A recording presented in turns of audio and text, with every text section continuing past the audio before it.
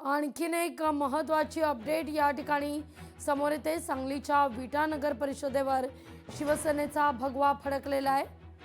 55 वर्षाच्या सत्तेला या ठिकाणी सुरुंग लागलेला आहे। सांगलीच्या विटा नगर परिषदेवर शिवसेनेनं भगवा फडकवलेला आहे। महत्त्वाची ही बातमी।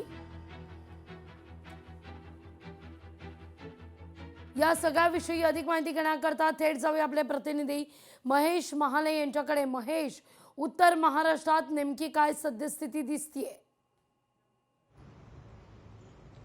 अगदी खरं आहे लागवी। खरं बघितलं गेलं तर 11 नगर परिषदेचा निकाल नाशिकचा हाती आला। मात्र उत्तर महाराष्ट्रातली जर स्थिती बघितली तर उत्तर महाराष्ट्रामध्ये महायुतीचा बोलबाला आपल्याला सगळ्या ठिकाणी बघायला मिळतोय। महायुतीचा वरचष्मा हा कायम राहिलेला आहे। फक्त 2 जागा ज्या आहेत त्या नगरमधल्या त्या अपक्ष आलेल्या आहेत। त्याच्यामधली एक जागा जी आहे ती मैथिली तांबे यांची। राज्यात सर्वाधिक जास्त मताधिक्याने मैथिली तांबे या निवडून आलेल्या आहेत, त्या अपक्ष म्हणून निवडून आलेल्या आहे। तर दुसरीकडे श्रीरामपूरमध्ये बघितलं असेल तर काँग्रेसला आपलं खातं उघडता आलेलं आहे। तिथं करण सासने म्हणून जे आहे ते नगराध्यक्ष पदाचे उमेदवार म्हणून विजयी झालेले।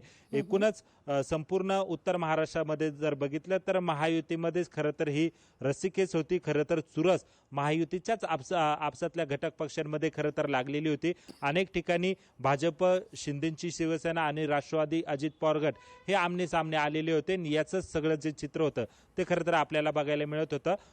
याच पद्धतीने इंटरेस्टिंग अजून कोपरगावची एक नगर परिषद होते। तिथं भाजपचे कोल्हे गटाचे उमेदवार, नगराध्यक्ष पदाचे उमेदवार जे आहे ते विजयी झालेले। तर समोरच्या बाजूला राष्ट्रवादी अजित पवार गटाचे काका कोयटे हे उमेदवार होते।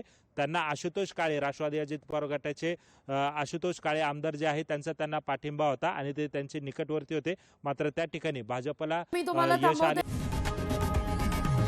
लोकशाही मराठी ऐका, पहा, जागरूक रहा।